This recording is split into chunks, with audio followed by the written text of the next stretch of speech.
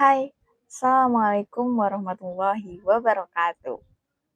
Perkenalkan, saya Nida Amalia, mahasiswa Komunikasi dan Penyiaran Islam semester 3, Universitas Islam Bunga Bangsa Cirebon. Nah, pada video kali ini kita akan membahas tentang komunikasi interpersonal dalam sebuah organisasi. Nah, teman-teman, seperti yang sudah kita ketahui bahwa komunikasi merupakan aktivitas dasar manusia.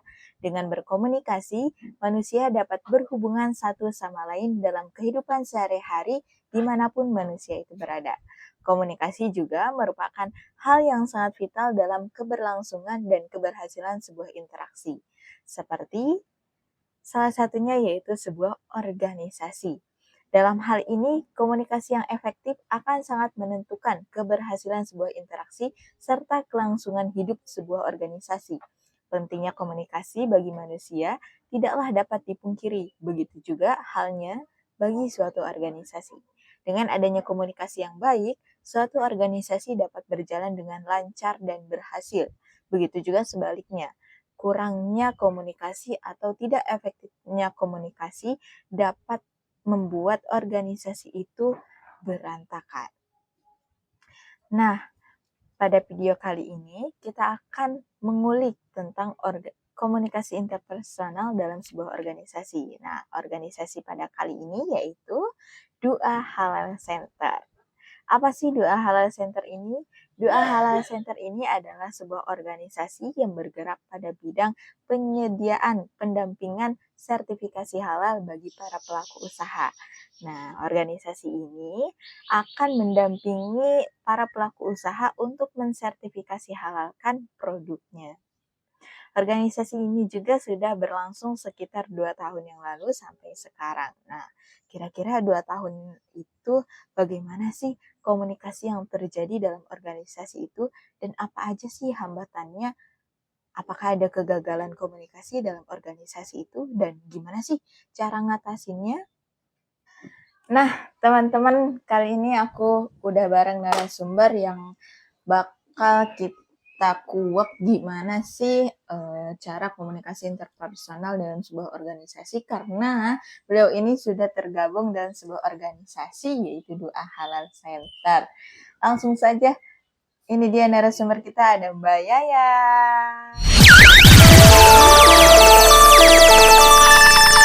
Nah, Mbak Yaya buat memperkenalkan diri dulu. Ya, Assalamualaikum warahmatullahi wabarakatuh. Waalaikumsalam warahmatullahi wabarakatuh. Nama saya Yaya, teman-teman dari Kuningan. Nah, Mbak Yaya ini udah berapa lama nih tergabung dalam sebuah komunitas atau organisasi di Du'a Halal Center itu? Kurang lebih mau 1 tahun ya, 2 tahun berarti dari 2022. 2 tahun udah lumayan cukup lama ya. Jadi kayaknya udah paham banget nih gimana komunikasi interpersonal dalam organisasi Du'a Halal Center itu dan pastinya tahu dong gimana hambatan-hambatan dalam komunikasi itu. Langsung saja yuk kita kulik dari Mbak Yayat ini. Nah, Mbak Yayat, dalam Du'a Halal Center ini apa sih metode komunikasi yang Mbak terapin untuk berkomunikasi dengan teman-teman yang lain? Lebih ke pakai media sosial, kayak WhatsApp misalnya.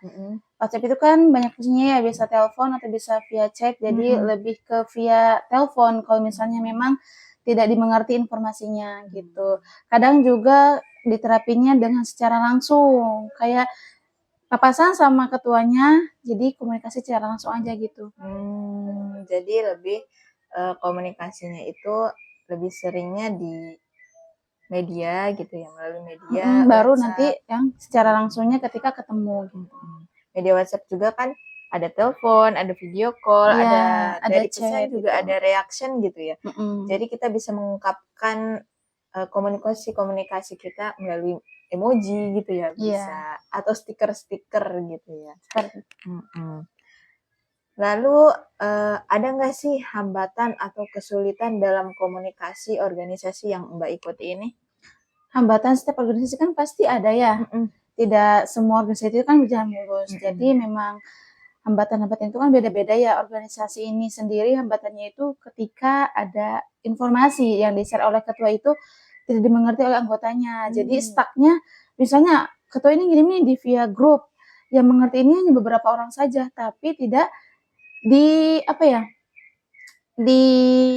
dipahami lagi, maksudnya tidak diperjelas lagi berita itu. Jadi cuma stuck diam di situ, ketika tidak dibalas nanti kenapa nggak ada yang balas gitu kan, kita tidak mengerti gitu. Jadi ada baiknya ketika ketua atau si humas ini, divisi humas ataupun yang lainnya ketika memberi informasi ini, alangkah baiknya itu langsung dimengerti aja tuh poinnya apa gitu. Biar si anggota yang lainnya itu tidak salah paham. Karena memang kalau misalnya kita miskomunikasi itu nantinya tuh agak ada keretakan-keretakan dalam organisasi sendiri. Betul banget. Jadi mungkin hambatannya lebih kayak informasi yang terlalu bertele-tele.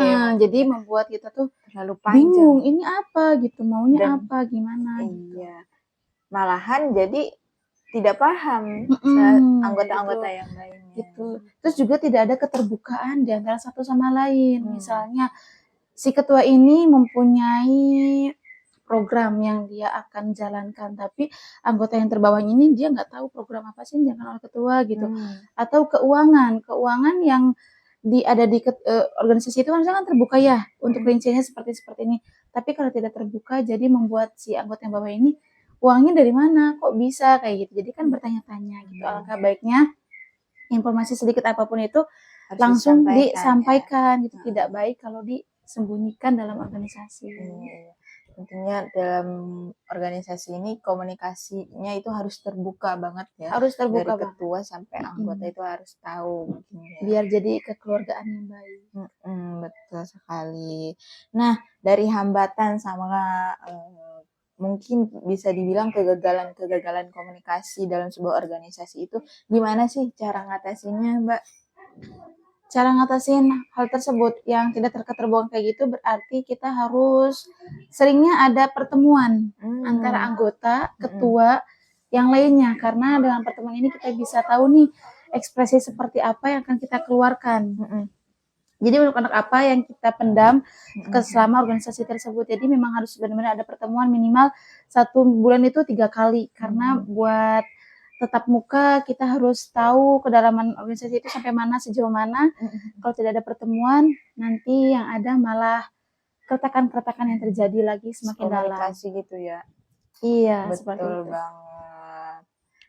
Jadi cara ngatasinnya itu mungkin harus kita boleh komunikasi via media sosial, via WhatsApp, tapi kadang kita nggak tahu nih sebenarnya dia balas tuh gimana sih. Kadang ada yang WK padahal nggak ketawa gitu kan. Iya gitu. Jadi alangkah baiknya sih ketemu langsung karena via WhatsApp itu kita tidak tahu ekspresi muka atau emosi gejolak apa yang dia berikan kepada respon kepada kita gitu. Jadi mendingan langsung aja lah sekalian ribut gitu. Jangan sampai ributnya di WhatsApp tapi cuman WK-nya aja padahal dia tuh mengkel gitu kayaknya ribut. Iya benar betul sekali.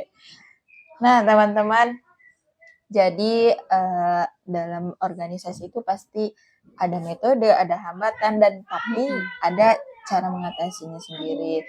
Mbak Yayat sendiri, ini tuh metode yang diterapkannya itu bisa melalui media sosial, menggunakan video call atau telepon ya. Kalau chat jarang sih. Metode penerapan komunikasi interpersonal dalam organisasi itu, dan pasti ada hambatan dalam organisasi itu, yaitu kurangnya informasi yang jelas dan terlalu panjangnya, tidak to the point yang sampai anggotanya itu tidak mengerti apa informasi yang disampaikan oleh atasannya itu. Tapi ada cara saran nih dari Mbak Yayat buat mengatasi itu, yaitu dengan bertemu langsung. Biar kita tuh tahu dia nih ngomong WK nih sebenarnya ketawa apa enggak gitu, padahal mengkel katanya kan gitu. Jadi kita tuh harus bertemu langsung agar komunikasi kita itu lebih jelas, lebih mengerti, lebih paham bagaimana mimik muka yang disampaikan, perasaan yang dikeluarkan begitu mungkin ya teman-teman. Oke teman-teman, itu tadi video kita tentang gimana sih komunikasi interpersonal di dalam sebuah organisasi atau komunitas yang telah disampaikan oleh Mbak Yayat selaku narasumber kita yang telah tergabung dalam organisasi Doa Halal Center. Mudah-mudahan video ini bermanfaat. Terima kasih Mbak Yayat. Terima kasih juga. Terima kasih atas perhatiannya juga teman-teman dan mohon maaf atas segala kekurangannya. Kita pamit. Wassalamualaikum warahmatullahi wabarakatuh.